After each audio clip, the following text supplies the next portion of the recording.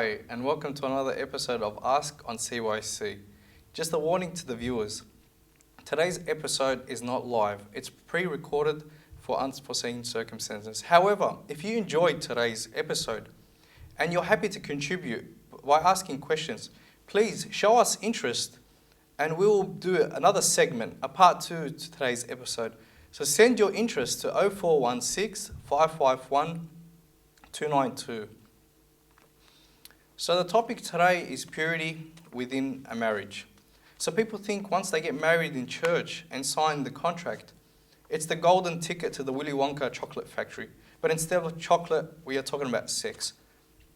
That they forget the true meaning and purpose of being married. So I'd like to welcome today's guest for today's show, Abuna Joseph Ghattas. Welcome, Abuna. Welcome to the show. Thank you, Mina. How are you? It's a pleasure having you on the show. Thank you very much. It's great to be on. Father, I just heard that you recently started a new youth meeting. Tell us about it. Salt and Light, it's the new youth meeting. It's a combined youth meeting across the Diocese of Sydney for all the churches of the diocese. It's for the working youth of the diocese, specifically for people that are in the workforce that are maybe over 21 or so. And the idea is that we get together for a spiritual talk for starters, and then we spend some time in fellowship, playing table tennis and having a bite to eat and just relaxing and enjoying each other's company. It's a weekly meeting. We've had to host it somewhere central across the diocese so that everyone can enjoy and be there. So it's being hosted at St Anthony's up at Guildford so that people can find it easy to get to it. And we've had our first meeting last week. It was blessed by Abuna Matthew, who gave us a talk about the salt and light and us and how we need to behave in the world. And this week we've got Abuna Joshua talking to us about the will of God. And I think the two are very relevant. If we look at First Thessalonians and from today's talk as well, or today's questions, for this is the will of God, your sanctification, that you should abstain from sexual immorality, that each of you should know how to possess his own vessel in sanctification and honor, not in passion of lust, like the Gentiles who do not know God. So it's about the will of God this week. And again, the will of God ties in very nicely to our topic today, which is sexuality. And God's will is that we should abstain from sexual immorality. So, but the topic will be a little bit different. Okay. Well, before we get into the married part of things, so let's talk about before marriage, specifically the going out engagement period. Yeah. If a couple, if they didn't respect the value of purity then, are they going to struggle after marriage to respect the value of purity? Yeah, I think the set of values that people come into marriage with are the same set of values that they're going to continue with. Marriage is not a magical fix for our purity issues. So if we had impure thoughts and we had lustful desires and we had a lot of these things going into our mind, marriage is not going to be the answer to fixing all of those, especially if we have practiced sexual immorality outside before marriage. It will be very difficult for that to happen. But could they still maintain purity within a marriage, even after they get married? Yes, we can definitely, and some people find it actually easier to do that because once they're married, obviously they are then practicing sex. But the marriage is a lot more than the bed and spending time in the bed. So there's a lot of things that come into play. But I think one of the things that we have to be aware of is that our relationship with God is key, and our purity and our thoughts with God and what we need to do to strengthen our relationship with God, whether it is within marriage or before marriage, is a very important part of our life. Sure. So people think, so after marriage, it's okay. It opens the door to have as much sex. Is that true? Or is there a way where we can honor the marriage bed? The marriage bed is, in Hebrews, it talks about that. In Hebrews 13:4, it says, marriage must be honoured among all, and marriage bed kept undefiled. So we can't defile the marriage bed. For God will judge sexually immoral people and adulterers, even if they are within the marriage bed. So we have to marriage must honor the way we still practice sex. It's not because we are married that we can do anything and everything. It's within boundaries. There's boundaries to what is permissible and what is should happen in the marriage bed anyway. But what do we need to have a successful marriage? So the successful marriage is important, and there's a few things that we need to keep in mind when we're looking at a successful marriage. So a successful marriage is the marriage relationship must be primary. You can't have the marriage relationship as secondary. So the children, parents, grandparents can all be important, but the marriage relationship becomes the primary relationship. And we say that for this reason, a man should leave his father and mother and be joined to his wife, who also leaves her father and mother and be joined to her husband, and the two then become one. So it becomes the primary relationship. It also needs to be permanent. Unfortunately, we live in a society that trains us to try, and then if it doesn't work, then we go on to the next relationship before marriage. And again, in marriage now, we're with a very high rate of divorce. But if you consider, for example, dating, and dating trains us of what we do in marriage. Dating becomes boy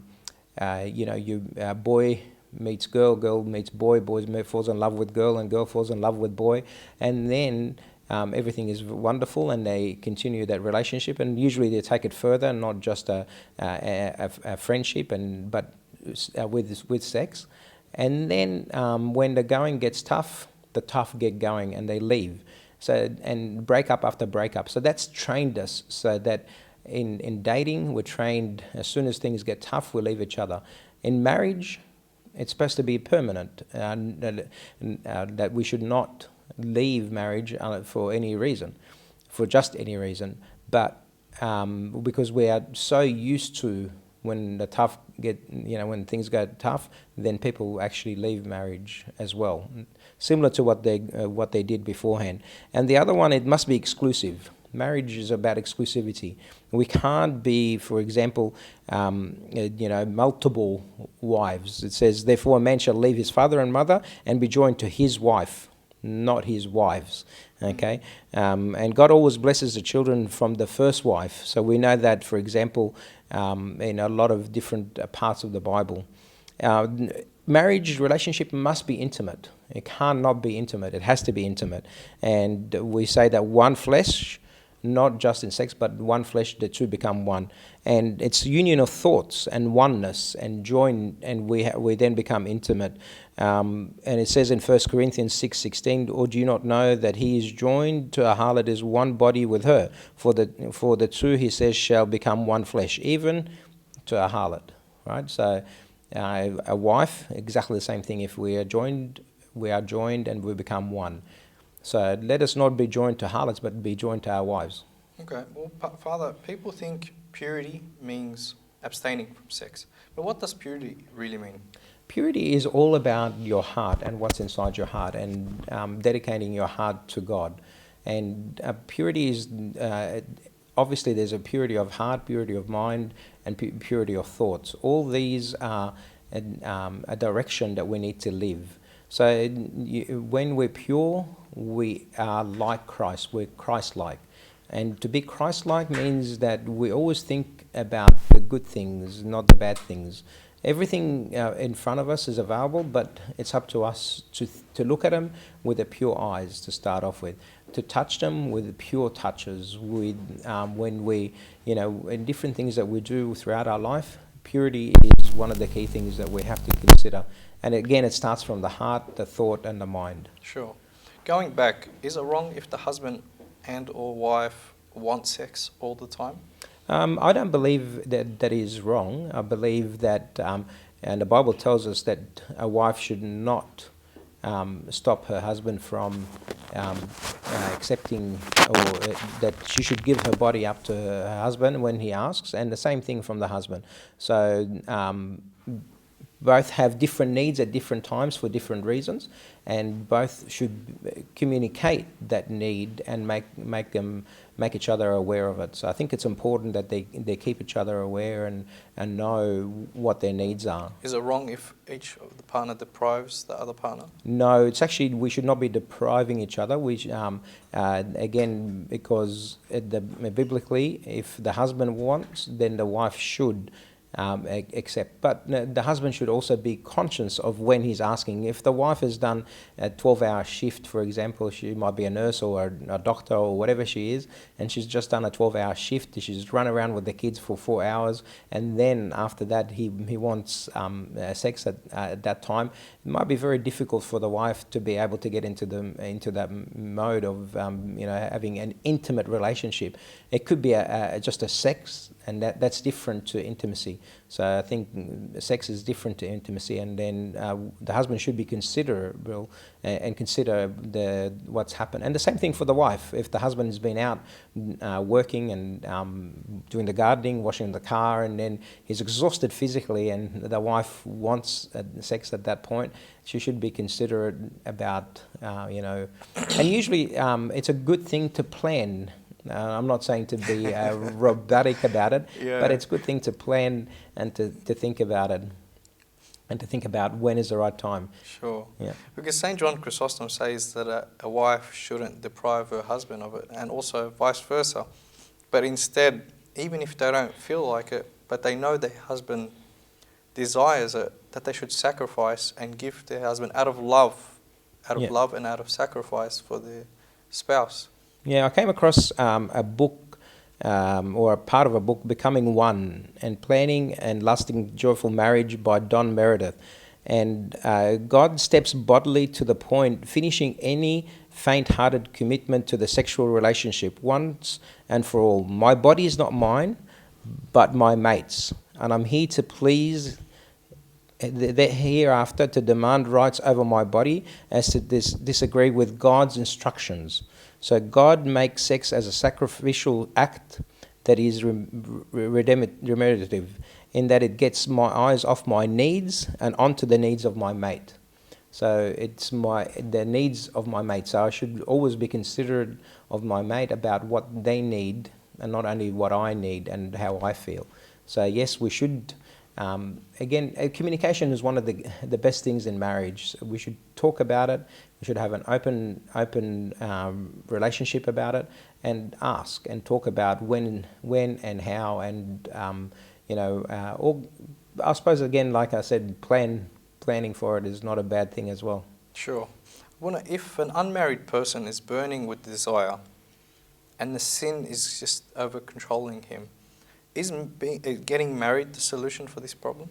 No, I think you'll find, especially if they train themselves with lustful things, and especially if they fulfill that desire maybe with masturbation or with watching pornography and so on, they'll find that in the marriage they'll be more likely to go back to that masturbation again or the pornography again, because it becomes addictive.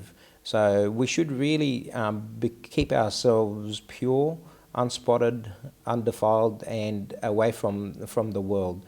And the world is full of lust and full of desire. So that burning desire, the way to quench that is to increase our love to God.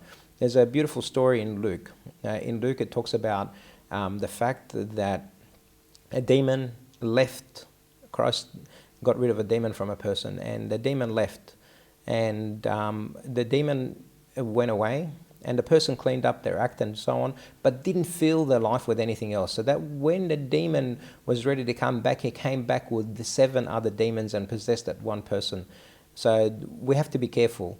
If we get rid of these lustful desires, we have to fill our life with something else, so that there's no room for the devil, no room for the thoughts, no room for that lust.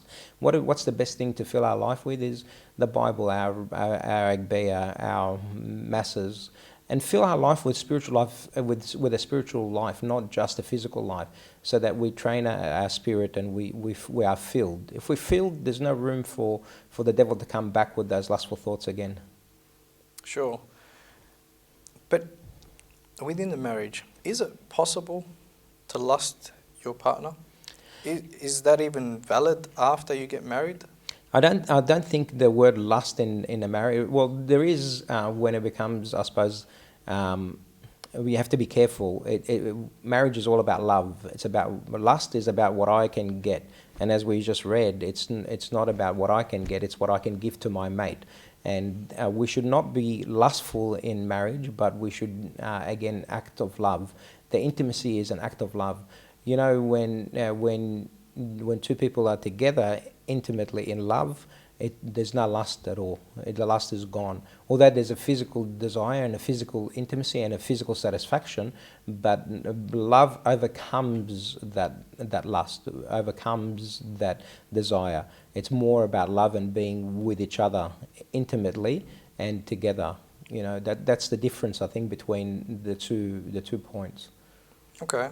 Well, there's been a situation that's become very problematic with a lot of newlyweds and married couples these days. Let's face it, men get their education from film and movies, whereas some women get their education from their mothers. And men think it's okay to try to act like the movies or try to do what the movies do. And whereas the women, obviously, they don't think the same way. So how can couples, after the getting married, how can they avoid this clash or these two different mentalities and this problem that's happening in society today? So I think it's a cyclic thing. If we need to break that cycle, parents need to educate their children, whether they're a male or a female. And it's actually biblical. And you fathers, do not provoke your children to wrath, but bring them up in training and admonition of the Lord. And train, and this is in Ephesians 6:4, and in Proverbs 22:6, train up your children in a way that he should, and when he is old, he will not depart from it. So training them and giving them understanding and to understand what love means, what lust means, what desires mean. Why was sex created? You know, sex was created not because of the act itself, but because of the intimacy. And that's the thing that the parents need to teach their children. If we go back and have a look at the first marriage between Adam and Eve, and God looked at everything and it was beautiful. And then all of a sudden he looked at Adam and he was lonely. And it wasn't just to satisfy his desire that he put the deep sleep on him and he created Eve. It was more about the relationship so that he's not lonely, that he has a mate equal to him. He didn't say, let us go and make a sexual partner for him. He said, let us make a mate who's equal to him. And he created Eve that way. And for that purpose of having a relationship. So again, it's about education. It's about sitting with our children, teaching them, and not because they're boys or girls, but because that's what what God demands from us, that we should be teaching our children this. I remember you were telling me one time when Adam saw Eve, he was excited. Yeah. So men were created to appreciate physical beauty. Of course. Is that wrong? No, because we know that from the Bible as well, because everything that God created was beautiful. And God looked at everything and he looked at everything that he created and it was beautiful. So of course, Eve would have been beautiful and he would have been happy to see Eve. And not only because of her appearance, but also because she is a mate to him, equal to him, who will share his life with him. So, you know, people talk about loneliness as one of the dangers of our society today. And a lot of people move into a bit of depression when they're lonely. And you see that with people when they get old and one partner dies after 35 or 40 years. And they become lonely not because of the sex at that point or ever. It was more about the intimacy, the relationship, the partnership. It's about the two becoming one and united. So I think that Adam definitely would have been very excited to see Eve, and I think he also would have been, you know, admiring God's beauty in what he created. Sure. Okay. Well, let's say parents did not train or teach their children. Yeah. Can people resort to movies for educational purposes? Look, I think we got to be careful because there's obviously different types of movies. There is movies that talk about you know, sex and training people for having a better sexual life, but not porn. Porn is different to those types of movies.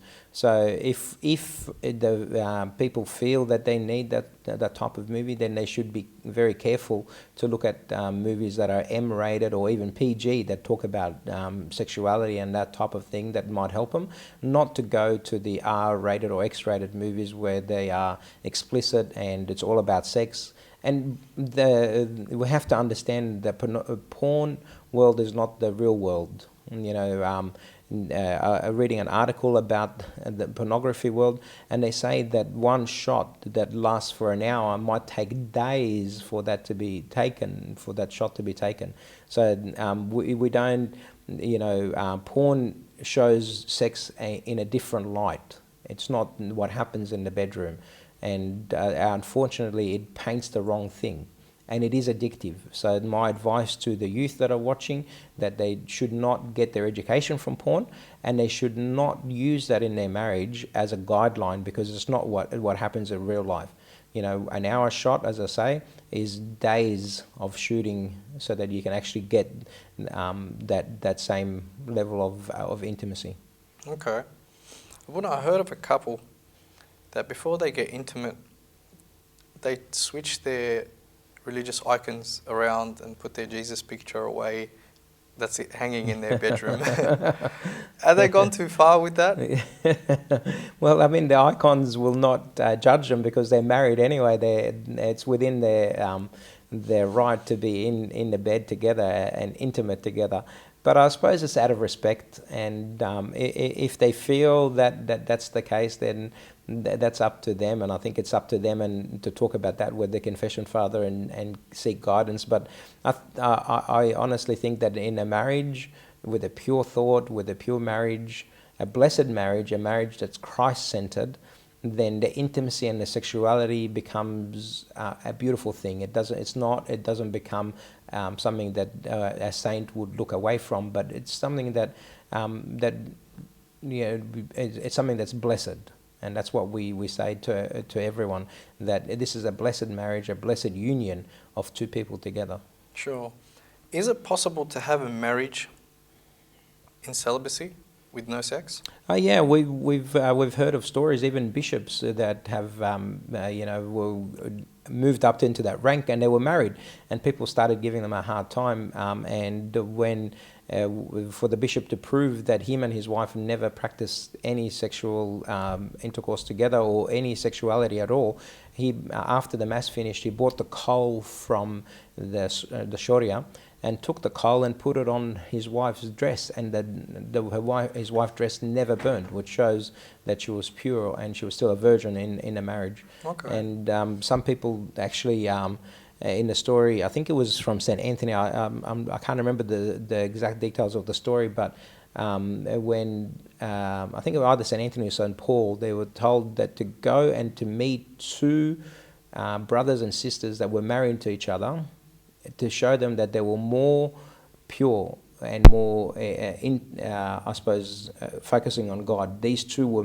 brothers and sisters were married, and they had never slept with each other. They lived a life of prayer and a life of devotion to Christ, and they were still married. So you can still remain pure in marriage, and you can still remain a virgin in marriage as well. Sure. But it's actually, the Bible tells us that it is better for someone who's burning with desire to get married. And when St. Paul was teaching St. Timothy, he says to him, keep your purity, but and if you want to abstain. But if you can't abstain, go and get married. And within your marriage, you can have the intimate relationship with your wife. Okay. Let's talk about fasting and sex. Yep. What's the blanket rule? So the blanket rule is that we should abstain from sex during the fasting period. If for whatever reason... All fasts? All fasts, okay. Wednesday and Friday included. Even if you're fasting before Mass, you should also fast from the sex as well. But each individual relationship needs to be guided by a confession father, and that's why we say it's good to have the same confession father within a marriage, so that the advice that the husband is getting from the confession father is the same advice the wife is getting from the confession father. And if the confession father is aware of reasons why they should not abstain during that fasting period, then he will give them permission to have sex during that time. So, but generally speaking, it is and fasting is all about focusing our attention. Where do we focus our attention? We don't focus our attention on food anymore. We focus our attention on God, on whether it's a fast leading into his birth, his resurrection, or his crucifixion and resurrection. All these are fast for a reason. So the reason is we're focusing on something different. So sex should not be interfering during that time unless it's approved by the confession father. How about newlyweds? Newlyweds, I've heard the church allows a year off without fasting. And I'm not 100% sure if that is something that is from a canon, or if it's something that's become for the ease of the new relationship. So maybe if next time I come, I can research that point. Sure. Even during Passion Week? Passion Week is a definite no-no. Yeah. So during that time, we really are taking each step that Christ took for us. Each step that we take from him coming in as the glorious king riding on a donkey and people wanting him to be king, to the time when he was betrayed, to the time that he sat with his apostles and had the last communion. All that, we're taking steps with him, to the crucifixion, to his burial, to his resurrection. We're taking all those steps with him. Even we spend all Good Friday at church. We go and sleep for a couple of hours and we're back again, and we're staying overnight. And the amount of hours that we're in church, I think that two people would find it hard to, if they were attending church as they should, it would be very difficult for them to find time to do anything else. Sure. And the focus should definitely the steps that Christ took for us, and we should be taking the same steps and read and understand what Christ has done for us. But if they have sex during Passion Week, is that a sign of impurity? I think it's a sign of a little bit of immaturity in their relationship. Sure. And immaturity in their spirituality, because the more you focus on what Christ did for us during that time, the more you realize that it's a very easy sacrifice the sexuality during that time and to focus on him during that time. Okay. It's mentioned a lot in the scripture, and it's mentioned also a lot during a wedding ceremony. The husband is to the wife as Christ is to the church. Yeah. Can you please explain that? Yeah, look, I think I love that saying, and I always comment on that. And I say to the girls, they've got the easy part of the deal, because all you have to do is call him master. Yeah. And if that's some girls say, oh no, I can't call him master. But if you think about it, the next verses talks about how the husband needs to be willing to sacrifice his life as Christ was willing to sacrifice his life for the church. Wow. So if I marry someone who's willing to sacrifice his life for me, I will call him master, I will call him sir, I will call him whatever you want me to call him, so that because he's willing to sacrifice himself for me.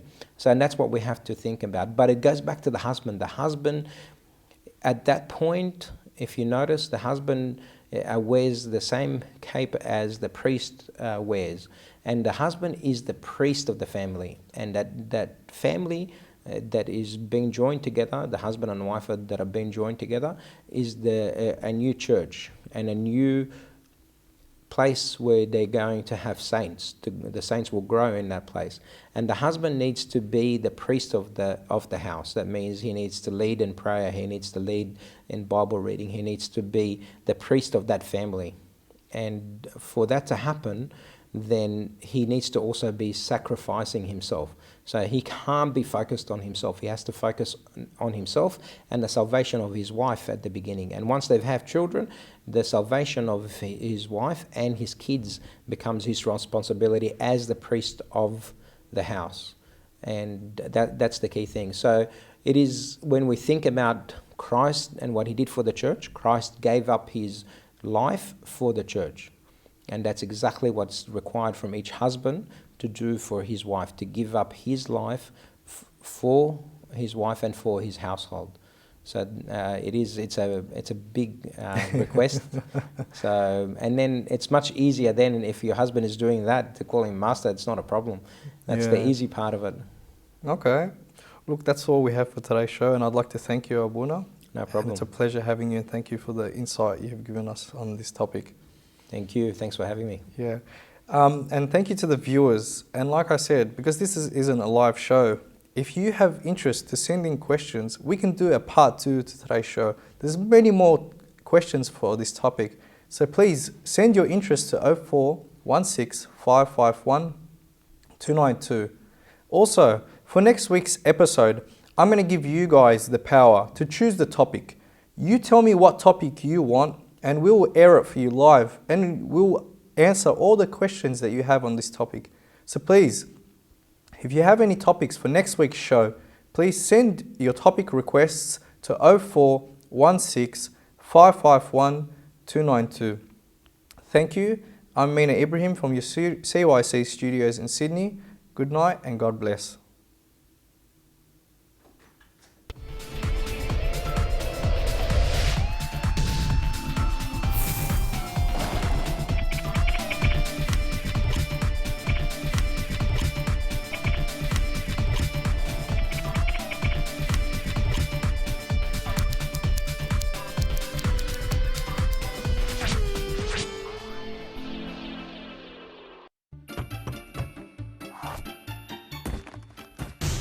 CYC, Christian Youth Channel.